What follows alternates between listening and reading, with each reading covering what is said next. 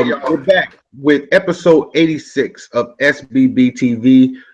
Today we have our featured guest. We have Lisa Jean-Pierre of Lifestyle Expressions from Florida. So if you're from Florida, you guys definitely got to check out this Black-owned business.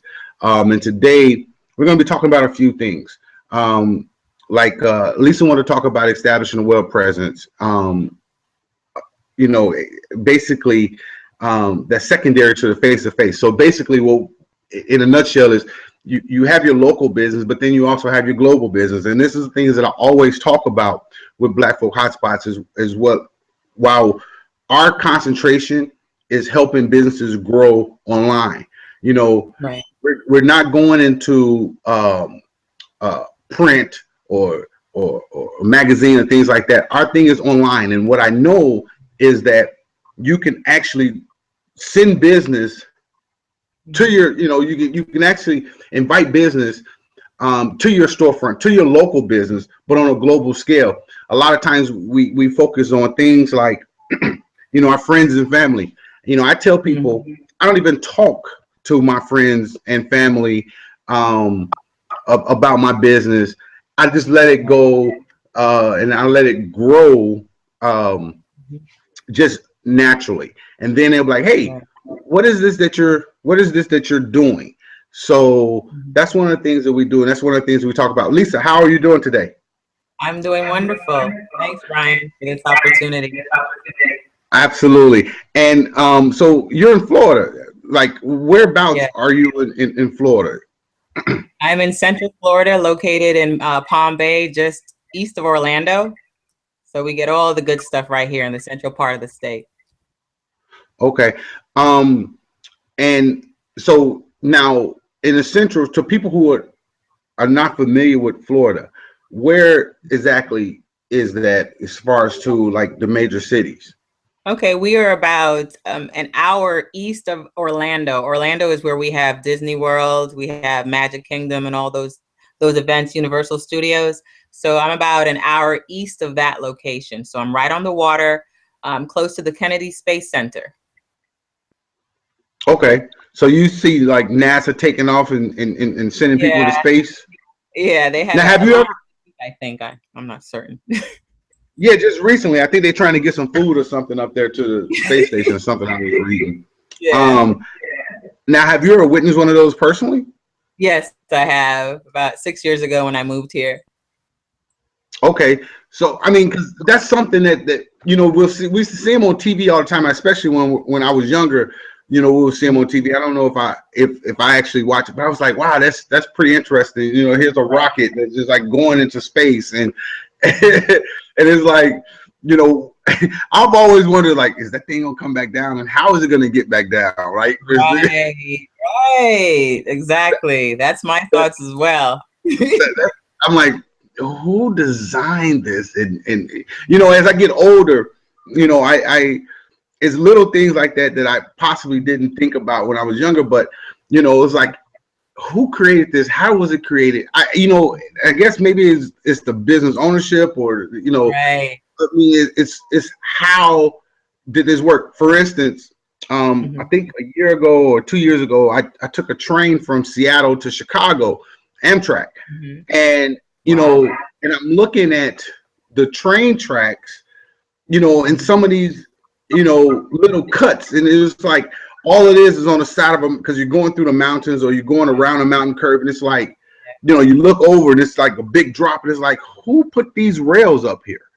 And because it's like, it's not like in the urban cities where you see highways and sidewalks and streets. It's like there is no street. It's like, they drop these in with a helicopter. Did somebody have these on their back and walking up this mountain?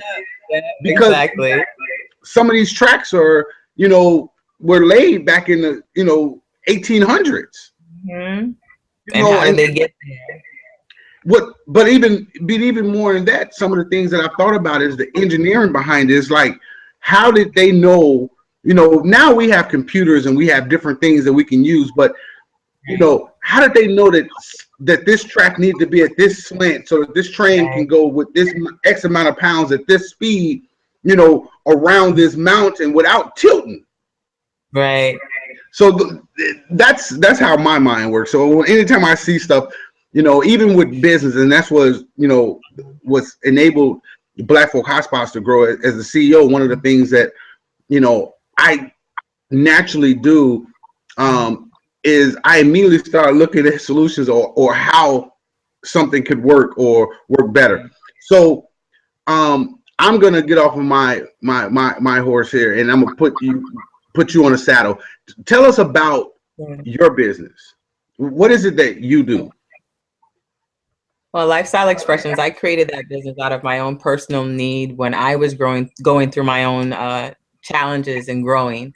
I had come to a point in my life where I felt like everything was falling apart, and I wanted the help to get it put back together, but there was nothing that was out there that catered to my specific needs. Meaning I'm a Black woman in America. I'm a single woman at the time with 3 children. And I wanted something to help me to empower myself and not necessarily give me a handout, but give me tools that would put me in a position to make my own choices and decisions. So I didn't have that. I created it for myself and used those principles to put myself in the position to be able to do it for other people. And that's what I'm doing at this moment. So I've used all of those tools to clear up anything that I had with my emotional life, clear up anything that I had with the life outside of myself, with my family, anything that was a challenge to me that I thought that I needed to go out and have society help me to fix. I just used the tools that I had learned through my education and schooling to do that for myself. I know it's kind of vague, but I've been a caregiver most of my life. I've taken care of people through different aspects, and I've seen a lot of things as far as how they nurture themselves and how they don't nurture themselves.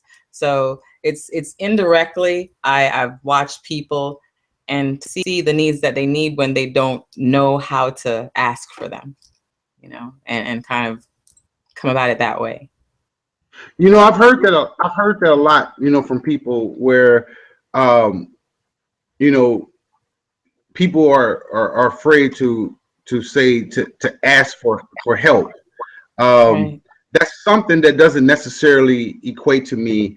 And even as a man, I think that a lot of times we don't necessarily ask when we need it as well. But I think that I see that a lot with women business owners as well.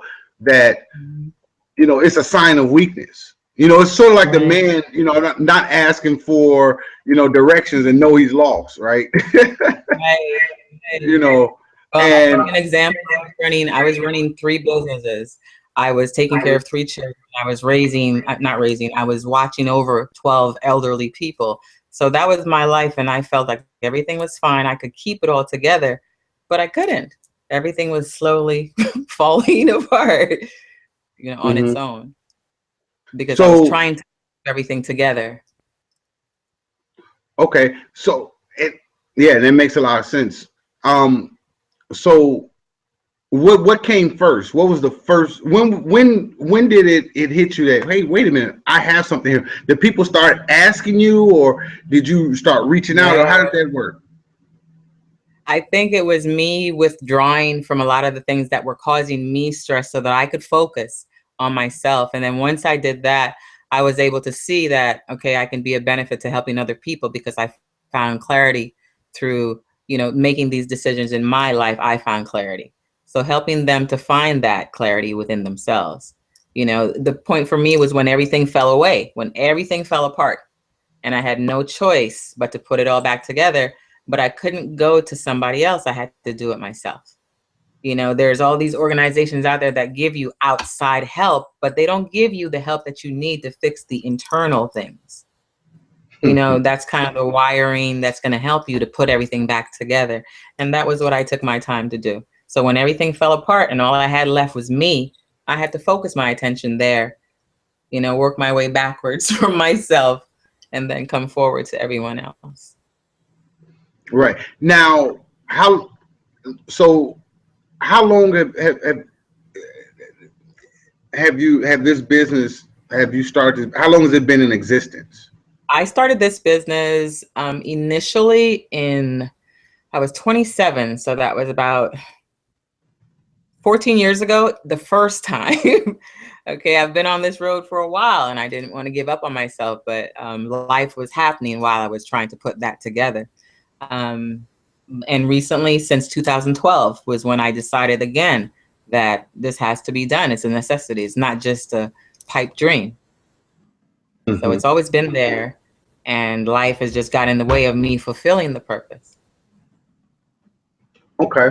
And was this the first business you ever had, or did you have a business before that? No, I've been a serial entrepreneur since I was 19. So I've been doing a lot, to just keep my feet in the business industry. But this is where I feel that my abilities will excel because I can serve my purpose this way. It's funny you say that because that's one of the things. Now, let me ask you this before I go there. Were you raised by entrepreneurs, or did your parents, or yes. did they? Okay. Yes. Both my parents are entrepreneurs. My father lives in Jamaica. He's lived there my whole life. He's been an entrepreneur for over 40 years. My mother, she's been an entrepreneur here for over 40 years as well. So both of my parents, they instilled that in me to get it myself.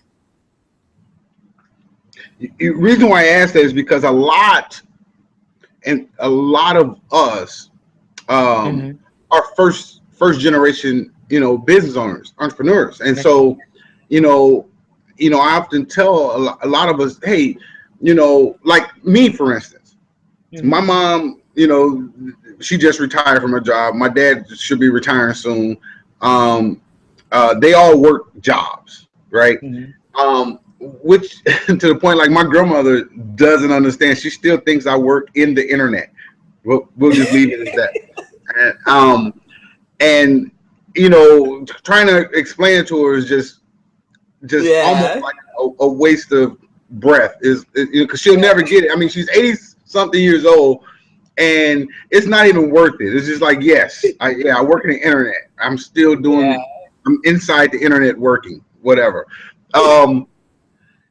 Because she's never had a computer. She's never, so it's some of those things. But what I say is, you have, and I'm thinking that you have a little bit of upper hand than many of us, do, because you can go to your family and ask them. They've seen some of the pitfalls, but the majority of us as Black business owners, our parents, our family, a lot of us don't understand. And this is what I was, alluding to earlier about friends and family. They don't quite get it. They don't understand that, hey, you know what? Matter of fact, I was just explaining this to my mom just the other day, and we were talking about this vacation thing, and she's like, yeah. I said, listen, I learned how to sacrifice a long time ago. It's some of the things that you have to do to get comfortable. I said, just like you were just talking about, those medical bills. I was like, that's not something I want to be worried about in my late 50s or 60s. Right. And I said, think about all those years that you worked. And this is not, I said, Mom, don't get this wrong. This is not anything to spite you, but that's why I do what I do. I'd rather sacrifice today than have to rely on something else. And the reason why she retired, she's a school teacher, because what were they doing? They started changing things, trying to change their pay scales, trying to do all these type of things, trying to, make their pay based off of the test that the students, took. And so she finally said, I'm done with this. I'm just going to retire, and I'm going to take my pension as it is or whatever it is now. And I said, I don't chase pensions. And even when I worked, I gave jobs 2 years. They were, I would go get jobs that I could learn something from, because I always knew where I wanted to be. I just didn't know exactly what I wanted to do. I had so many different businesses, and I never had like a strong passion for them. So what I did was, I would make money, and then I'd be like, I'm tired of this. It's boring, right? And And that was all the way from like 10 years old all the way up. And I've always told from stealing the test answers in school, quote unquote, I didn't steal them, but that's what they said. I watched that one. You know, I'm like, hey, the teacher gave us the answers. I wrote them down. And I sold them to my classmates at lunch hour. Hey, but to make a long story, you know, short, I always knew it was something. I knew I would not be working for someone for 40 years unless it was myself. And so whether it was sales and now all the things that I've learned and I've had, when I talk to people like, man, how many jobs have you actually had? I'm like, I don't know. I can't even count them. I have no clue because I was there for a purpose. And the purpose was to learn something, to use in this business. So now all the different sales jobs, I take bits and pieces and I use them to Black folk hotspots. Back in 99, you know, or actually in mid 90s, I fell in love with the computer when I was in college. And I was like, wait a minute, this thing is pretty cool. And it wasn't because of anything specific. Well, yeah, it was. To be funny, I was just like, wow, you can meet chicks online. You don't have to leave your house. And seriously, and I was like, wow. And then there was the other things surrounding it. And then I kept saying to myself, you can make money with this thing, because what it did is it allows us to, you know, we're talking right now. We're not face to face, but we pretty much are face to face. I can put my face to this computer, and you can put your face, and we'll be face to face. But I've talked to people in England. I've talked to people in Germany. I've talked to people in Canada. I've talked to, you know, people in the Caribbean and the islands. I've, you know, all, you know, doing these SBB TVs through video chat. You know, and I don't have to fly them in or they fly me in or this, that, and the other. We can do consulting sessions, and that's how I do a lot of the things that I do. I'm like, hey, log in. Here's the thing. Let's wrap. But years and years and years, I was like, wow, there has to be a way to make money with this thing. And in '99, I started. I don't know how I came across it, but I do know. I was in the financial planning industry, and I'm an avid reader all the time. You know, I thought my thing was going to be real estate, but I didn't really. Maybe I didn't have the right teacher, or maybe I didn't have the right person to help me, but to help me learn it, and just trying to learn through the books and this, that, and the other was just, to me, it just seemed it was too much risk, you know, without any help. But I used to buy these books on Amazon when it first came on the scene, 98, 99, and Amazon used to always say, you know, your book collection, they had like a virtual bookshelf. So all the books you had, you can just, you know, punch in the little numbers of the books, and they'll, you know, and it'll go into a virtual bookshelf. And then when you would log in, they would say your book collection is worth X. And one day, I don't know what it was, I needed some cash or something, and all these months it had been sitting there, and it was like, your book collection is worth like $700, $800. And I was like, I can use a couple $100. Let me sell a couple of these books that I'm never going to read. And I listed a couple of those books for sale on Amazon, because originally all they sold was used books. And they used to have this thing where the cash register would ring when you would make a sale. And like within hours of me listing that first book, I had a sale. They said, hey, here's what you sold the book for. You know, here's the shipping. Go to the post office and ship it. And that started my online business. That's cool. And what I would do from that point is when I ran out of my own books that I wanted to sell, I would just go buy books from a thrift store, and I would list them. I would, you know, this one thrift store in my local area would have books on Mondays for $1. So 10 cents a book, and I would list it for $1, $2, unless I saw that book was selling for more, because it was maybe out of print or something like that. And I would just sell books. That led me to try to learn how to sell more, right? So now I was going to get books, how to sell more and how to do this. And that led me to eBay. So now I left Amazon, would start selling everything on eBay. And now I was selling books and CDs. And in 2001, I made like 60 grand profit. Wow. But guess what? It was bored out my mind. I was like, this is so boring. And so I said all that to say I didn't have a mentor. If I would have had a mentor, somebody who had already been in it, somebody who understood what I was going through, they could have said one simple sentence to me: leave the house. Because I was sitting at home all day and just pushing F5 and refreshing or doing this, and I was not doing anything outside, and it was boring just watching the computer screen all day.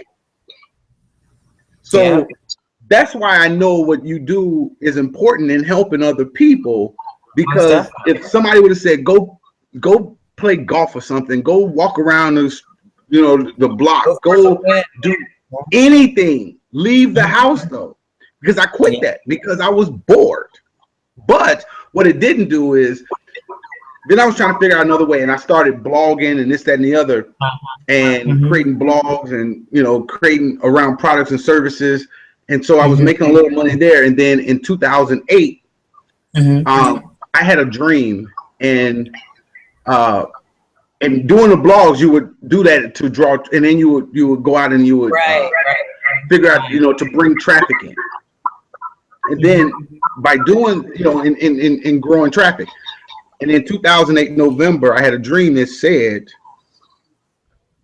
do what you've been doing for yourself, but do it for Black business owners. That's why you're here. Yeah. And 7 years later, and I was like, wow, I really like this. Because I always liked helping people. I just didn't know what. So I said all that to say, because I want to give people the history of how Black Folk Hotspots came about. So how that me and Lisa how we are even talking. Because if it wasn't for that dream, if it wasn't for the background, because I tell a lot of people, and that's what I try to find out about business owners. How did you get here? Because it's not just to promote your business, it's also, to help someone else get over that hump, because it's something in this conversation that somebody might take that little nugget and be like, that's what I needed to hear today. Right. Well, as I shared with you, my challenge is technology, all of it. I am a hands-on person. My business is more hands-on. I vibe with people that way. That's how I've been successful. But knowing that I have to transition to this medium to be able to reach people in this way and connect with them, I'm open to it. I'm open to do it in a way that is beneficial for myself and my business. Absolutely. And here's the thing, and I tell people, it's work. What happens is people think, business is not work, right? Like so many times people must think seriously, I'm sitting on my hands, and our team is just sitting on their hands, not doing anything, and I'm like, do you realize how many hours a day that I put into Black Folk Hotspots, let alone the team?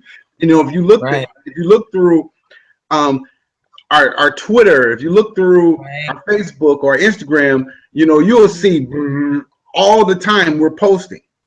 Like this thing, how many times did you see it come through your Twitter feed? A lot. I could not even tell you when I kept trying to go back on to keep up with it. Well, you know what? All we ask is when you see it, retweet it, share it, like it, whatever, right? And the reason being is we're merging networks. Yes. And the more we merge networks, the better off it is for all of our Black businesses, right? Yes. Yes. And that's kind of like our thing. Our network plus your network, or your network plus our network equals a larger network as a whole. Yes. So what happens is, I say that the simplest things that many people don't understand is this, and at the same time, I'm telling you how the technology side of things work, right? So, if you cut on the TV and you watch, I don't know, do you watch TV? No.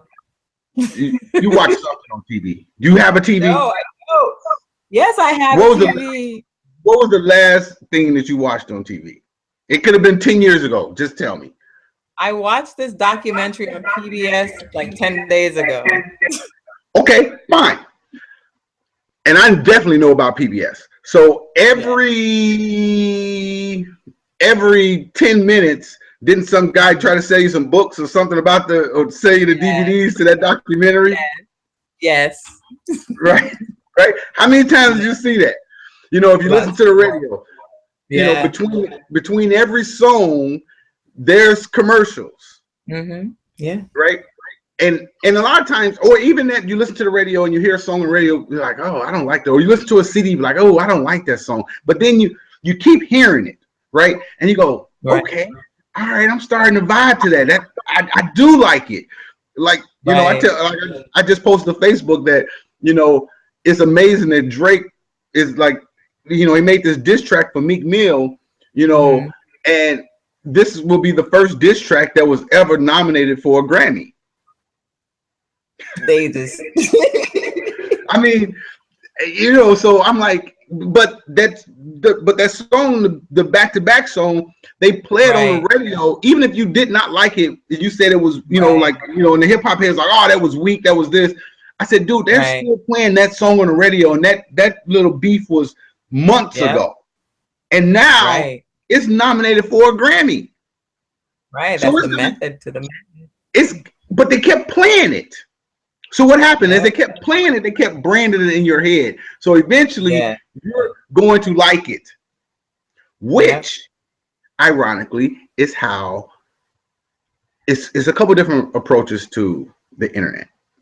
Yeah. Well, Black Folk Hotspots, we run on 2 or 3 different approaches. Number one approach, we're going to keep things going through that rotation constantly, because we know that, you know, Madison Avenue, the advertising companies, number one, they say, this was years ago, this is probably in the mid 2000, maybe 2005, 2006. They said, hey, people need to see things 7 or 8 times before they act. Right? 7 or 8 times. That's why you saw commercials over and over again. That's why you see, you know, certain things, certain movie trailers, certain songs, because they know that you need to hear it, you need to see it many times before you even take action. Secondly, my kids wanted to say hi. Hey. Unbelievable. I homeschool my kids, so they're traveling with me while I'm filling in for my family. So that's what's up. That's what's up. I think I'm gonna homeschool my daughter too. She wants out of the school system. Yep. But so that's one of our things, is to keep it in rotation.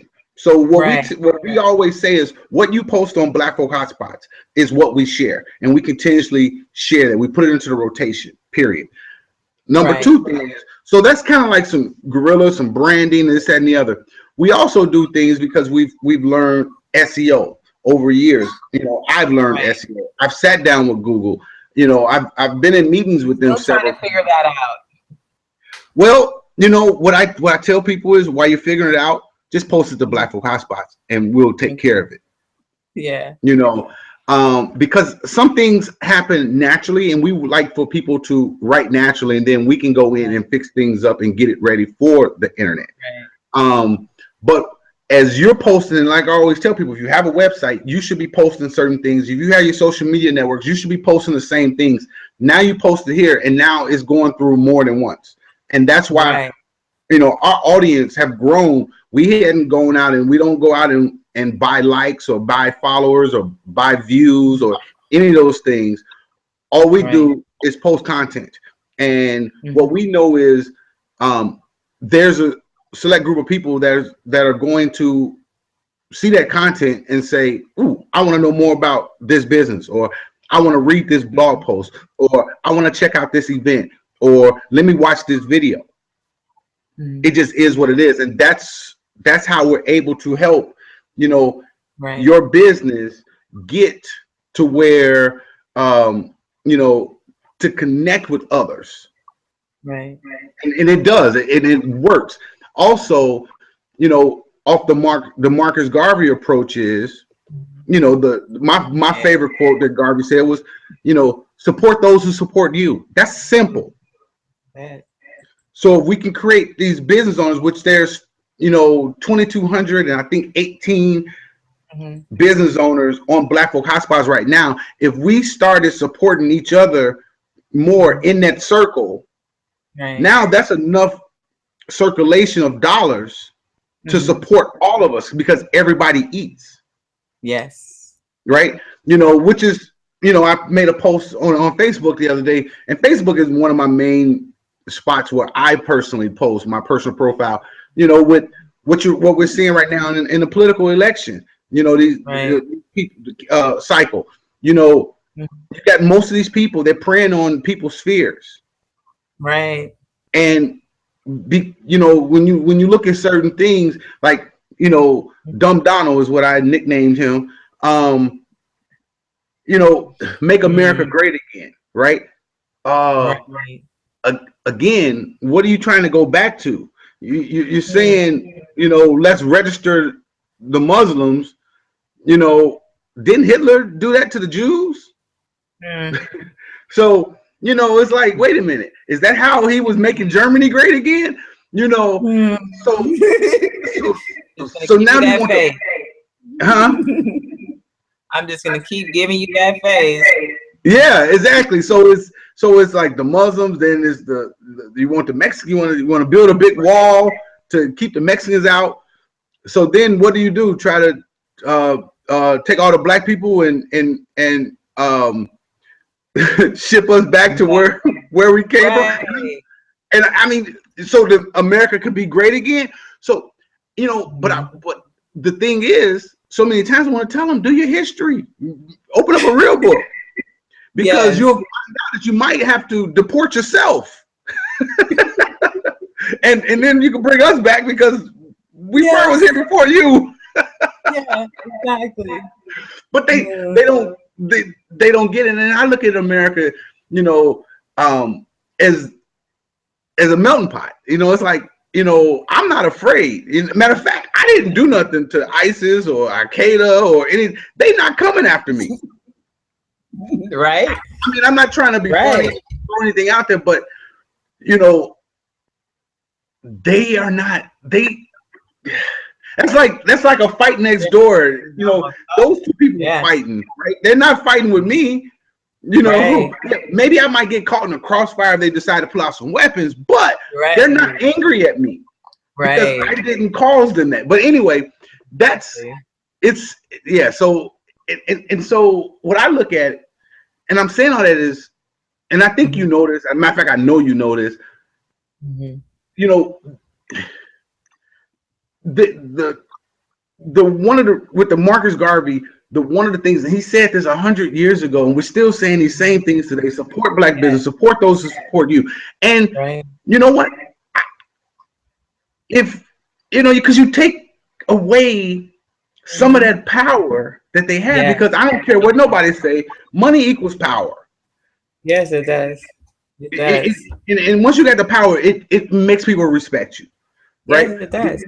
And so those three things go together. And if we do that more, and that's one of the things, and I believe that when God woke me up out of that dream on 11/19/2008, and he said, do what you've been doing for yourself, but do it for Black business owners.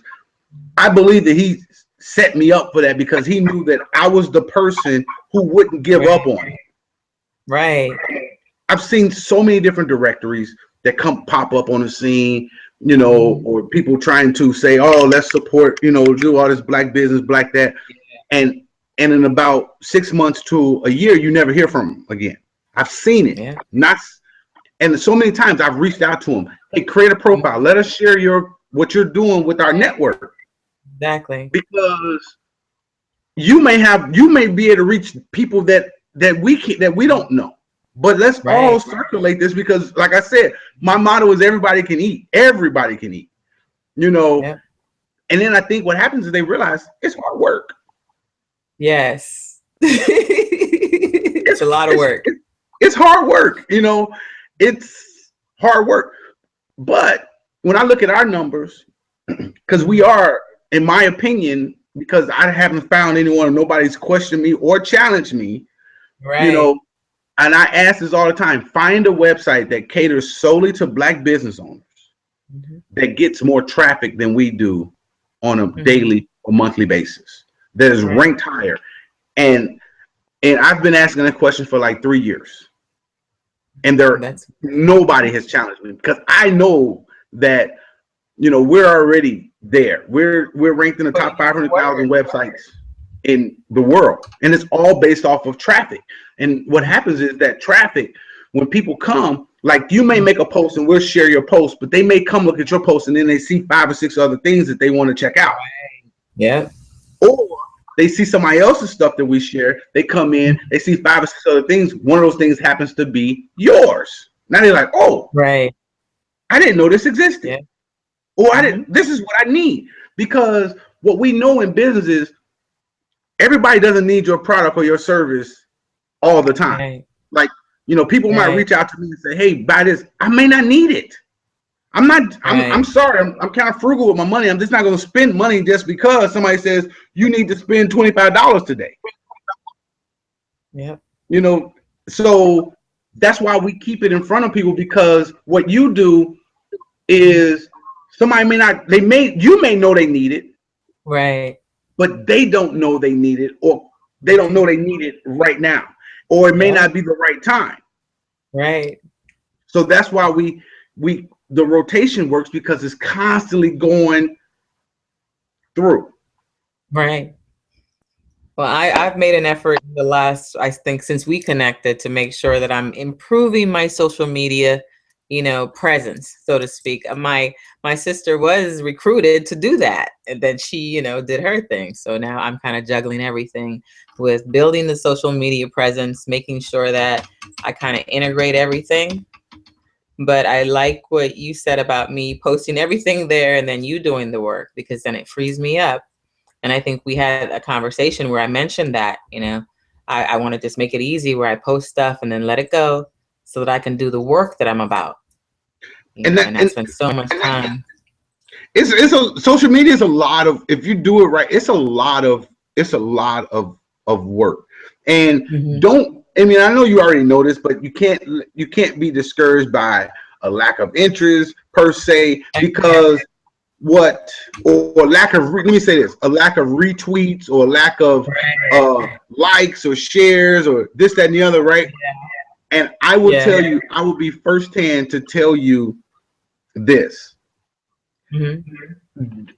People look at content, and you probably do this too. If you're scrolling through Facebook, you'll see something. Oh no, I mean not Facebook, but say Twitter, because I don't think you have a Facebook. I don't know if you do or not, but I watched.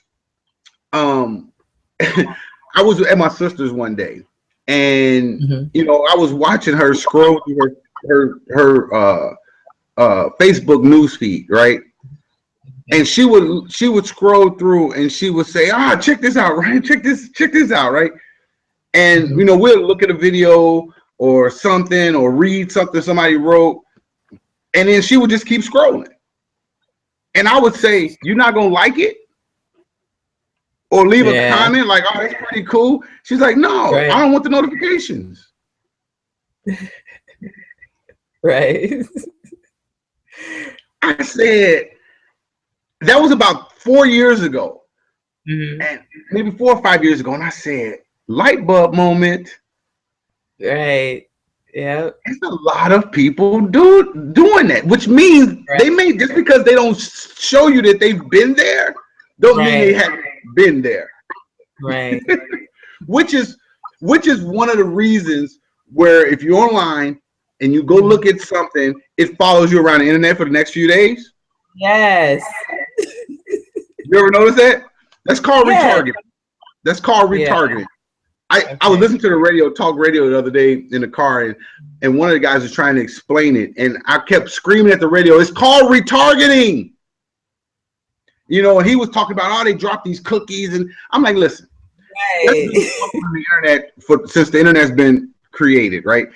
Because if you have a storefront, if you're selling, you know, women's jeans, you can count how many people come in to your store. Right. If I have a website, I cannot count how many people come to my website. Right. Like I can't see them. So you have to install stat counters, and you have to install some type of counter to count the stats. So, because that's the only way that you know that something is working.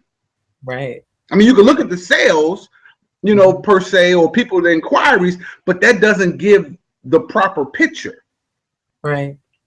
You may have 1,000 people hit your site today, but you'll never know if they didn't do anything but read an article.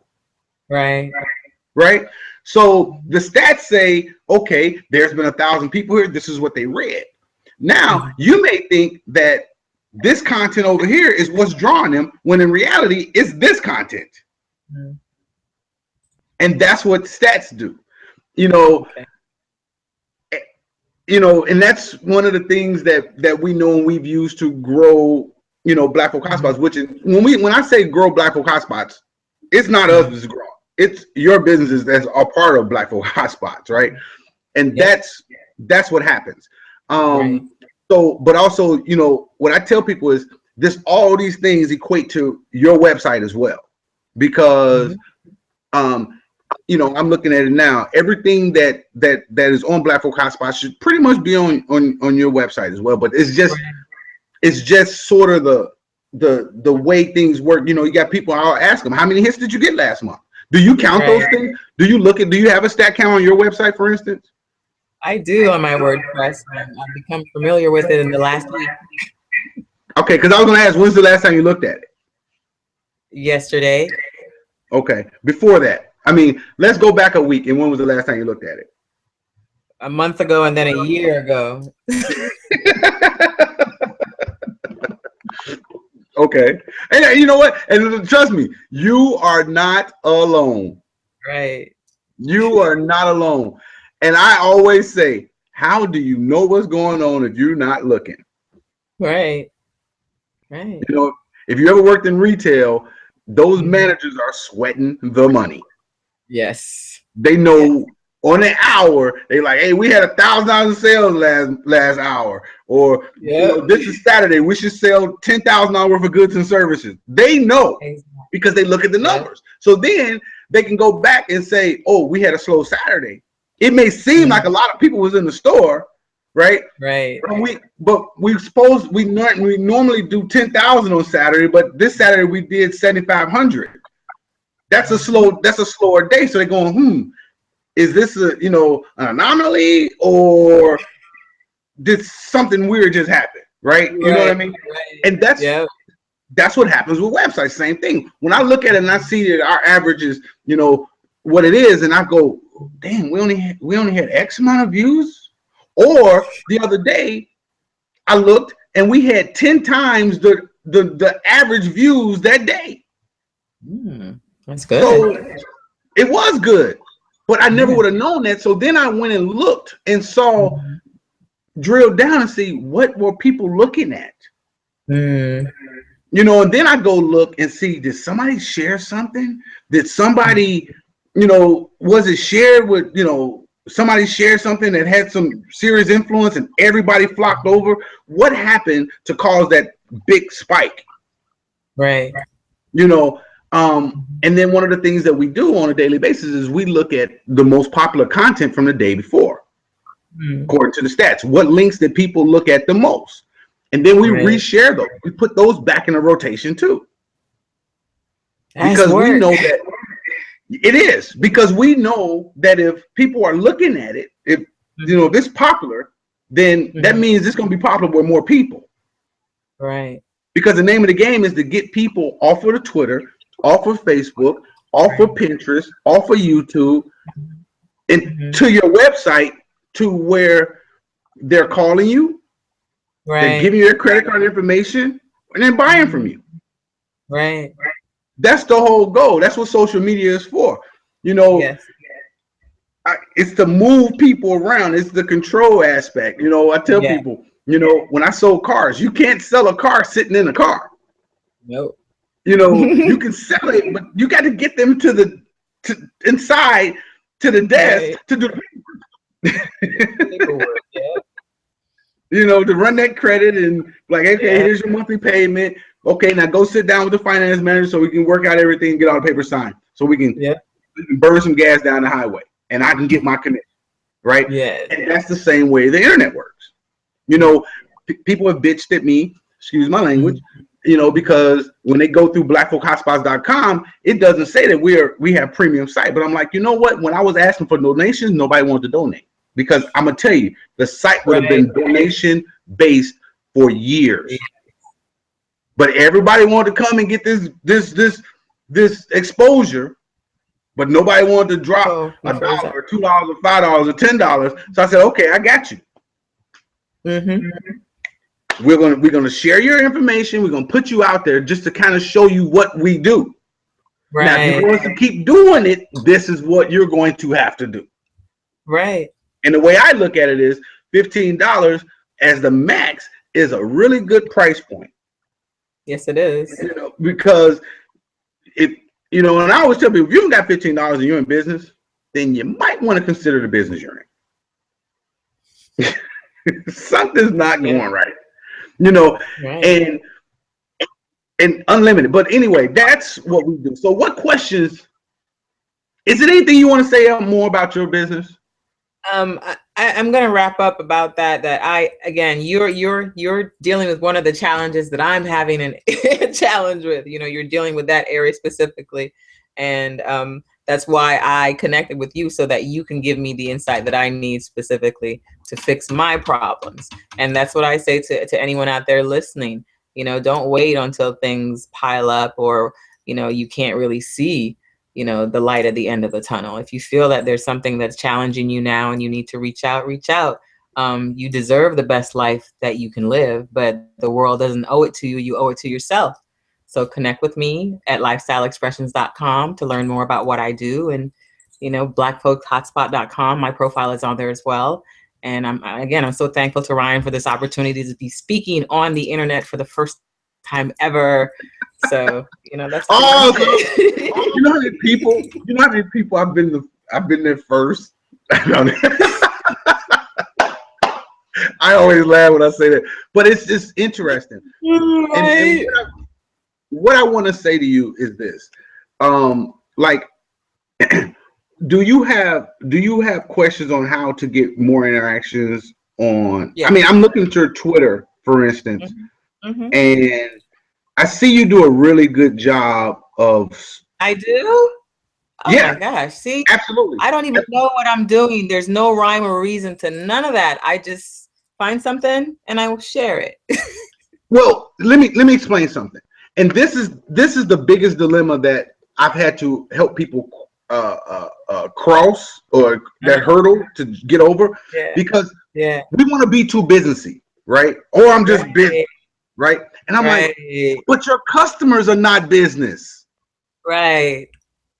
So your customers are just like you. Yeah. You know, I'm not trying to be funny. You don't watch a lot of TV, but your customers may watch Empire. Your customers watch Scandal. Your customers watch this. Your customers watch that. You better be sharing it. Right. Exactly. You better be interacting with them, because your goal is to build relationships, so that now you have a label like, oh, you know what, that Lisa, she is cool as shit. Right. You know what I mean? That's, and you know, or you know what, I hate Lisa, but she got a good product. Because I hear that about me a lot too. Like, because I'm gonna share my views. You know, I know my people are watching, you know, CNN and MSNBC, and some of my idiot friends, they be watching, you know, Fox News. Like today, I don't know if you saw the poll I did on Twitter. I did this poll, and it says, hold on, where is it? It's black people, because Donald Trump said he's going to win the black vote. Oh yeah. So ever since he said that, every day I've been doing a poll with black people, right? Because it's highly black people. Are you voting for the real Donald Trump? You know, and then I put F of CNN, a Fox News, or MSNBC poll. Here's the real poll, right? So out of 29 votes so far, and then here's the poll answers: no, hell no, yeah, I'm an idiot.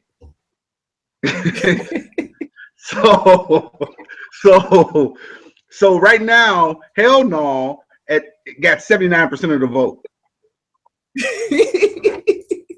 No has 17% of the vote, and yeah, I'm an idiot has 4% of the vote. It must be those chicks that showed up at his meeting. Yeah, but and I do this every day because, and I make sure that I tag him in it, because all it takes for him is to say one thing negative about it. Yeah. And the minute he do it, I got him, because now he's gonna give me so much publicity. And it'll benefit the whole Black people in general. Exactly. Yes.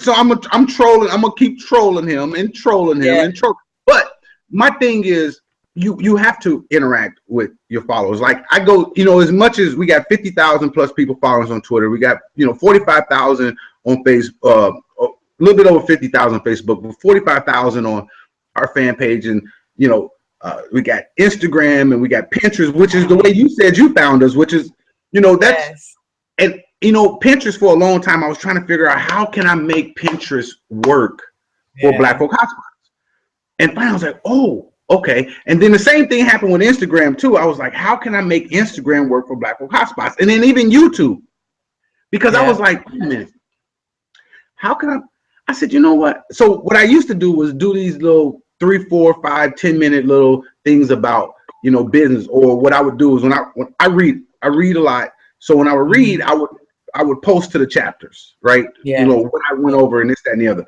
And then I said, about early this year, I said, well, I started doing interviews with business owners like 3 or 4 years ago. Then it just got monotonous. It just got too much work. And I said, I'm gonna have to put that on hold. And then I came back to this, and now this works well. But anyway, your Twitter is not bad, because it's a little bit of everything. You're mainly sharing stuff towards your business, or you're posting stuff towards your business, so people are seeing it, right? And you keep doing it. What happens is, people go into. Let me just show you here, and then we'll wrap up in a few minutes here. No problem. Where's your Twitter? Where's your Twitter? Where's your Twitter? I don't know where it is. No. I'm looking for it. No. I'm looking for it so I can do the screen share. Yeah, there it is. So you can see what I'm looking at. Okay, so when I go through your Twitter, like I see you retweeted what we retweeted, and that's that. Right. And then what happens is it goes through. For instance, you can't see this, but I see that. Yeah. No, you can can't see the numbers, but if you go here, you can start to see the numbers. But you retweet that. That's great. Now you got this about this weight, feed your body or soul, this challenge, and what happens is people, they go in here, and for instance, weight loss. People search for weight, right? And you may come up, you may not come up, right? But these are different searches, and people will, now they'll start retweeting them because they're looking to get information, right? And long as that content is out there, and that's how you start to find people, because now people are starting to look for certain things like that. Also, too, one of the things that, you taught me something new with this.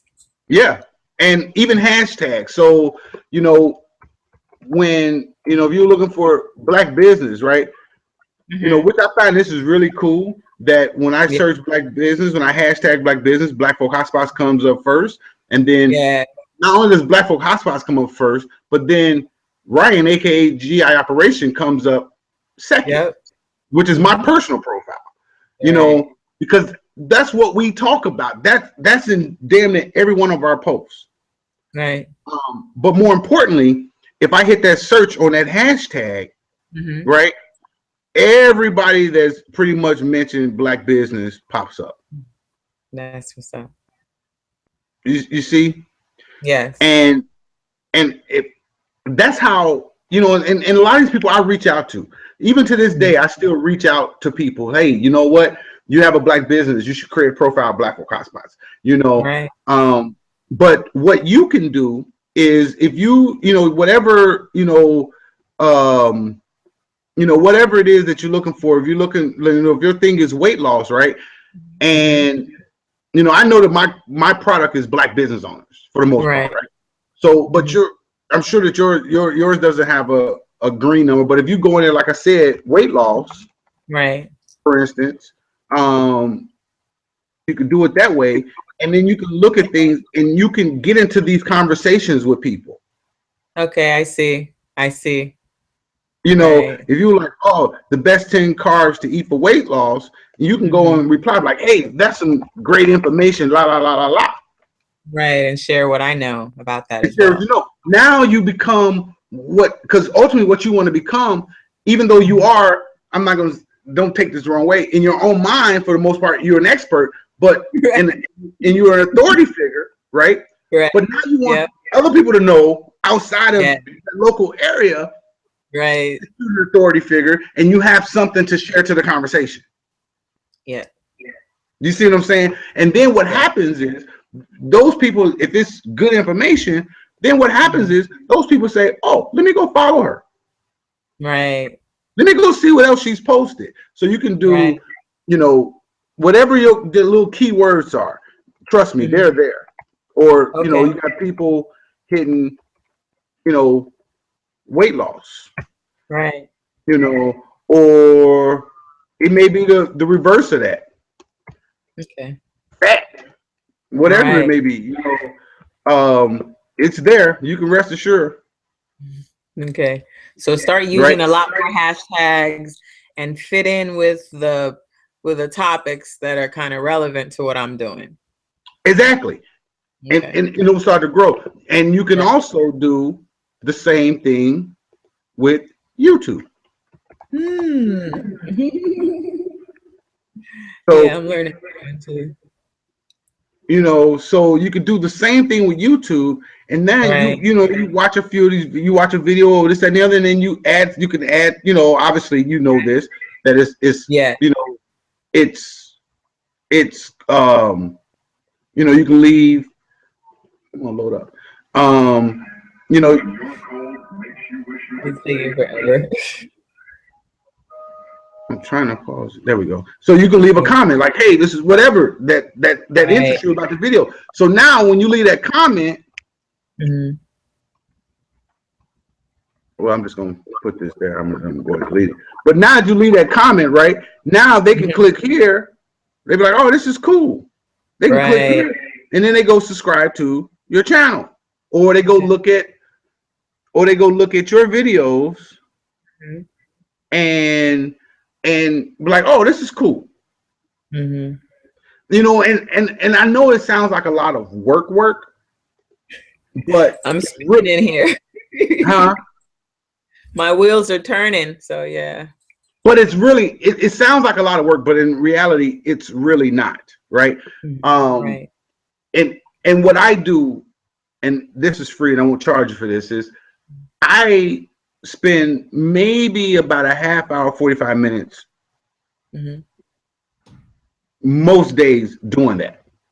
Okay. Because you want to get in the conversation. With me, I look at, if I'm in a couple groups on Facebook, a couple of black, they keep adding me, and I look for something where, I can add some expertise or authority to it, right? Or something maybe I agree with, and I just type in right in his act. I know those people, and I see it all the time. I'll leave a comment in there. Next thing I know, I receive a friend request. Okay. The thing is, I don't accept friend requests. Right. Hardly anymore. Oh wow. That's a lot. Wow. Unless I know them, I don't really necessarily accept friend requests anymore. Not to my personal page, because this is crazy. That's a lot. Yes. Oh, hold on. I want to stay on this because I want to share this group. I thought I had shared it, but that's that's just it, right? Yeah. And so Yes. this is where, you know, I want the people here, right? Or somewhere, right? Yeah. And this is just information, information, Yeah. information, Yeah. information. And you get into these conversations. So, you know, I'm looking at, so that's the YouTube, Twitter, and just those two, you can work those businesses. Right. And oh, and speaking of your YouTube link, Mhm. it needs to be edited because it I doesn't work. know we were supposed to do that, and I wasn't able to call you to connect so that you could walk me through that, Oh yeah. and I So still want your help. so here's the thing. So we can still do this real quick. Okay. So you will have a problem with doing the editing, right? Okay. No. Didn't you have a problem with editing profile? You said it wasn't staying or something? Yeah, it was this computer, and you said the browser had to be Chrome, and that's what we were using, but it didn't save any of the information. Okay. So let me do this. Okay. Um what do I want? How do I do this here? I want to give you control. Oh, duh. No, not that one. I want to give you control of, you have basic control of this hangout right now. Okay. Okay. Do you see a green thing that popped up? You see the list, like little icons on, it should be on the left side of Yes, your on the left-hand side. Yes. Okay, you see the second one down, I think, is green with a little arrow. It says screen Yes. share. Yes. You can hit that and it'll share your screen. Okay. I did that. Okay, while you're doing that, what I'm gonna do is I'm gonna take the broadcast out and then we'll do this afterwards. So, hey y'all, Okay. definitely check out Lisa. Check out more about our business. We're gonna put this episode 86 is, we're gonna put it in the books, but it'll definitely be on YouTube. So if you watch this, make sure you click in the link in the descriptions below, and it'll have a way, number one, so you can get one of our shirts to help support Black business and help us keep our costs down low. And also, there's a direct link to Lisa's profile on Black Folk Hotspots, and then you can connect with her on Twitter. And as you know, we're about to fix the YouTube link, so it doesn't give you the full error. Anyway, thank you guys for watching. Make sure you check out the hashtag SBBTV on Twitter or YouTube or Facebook or whatever, and you'll bring up all our episodes. Anyway, thanks for watching. We really appreciate you guys. Peace. Peace. Peace. Okay, when I stop this, we're still going to be on.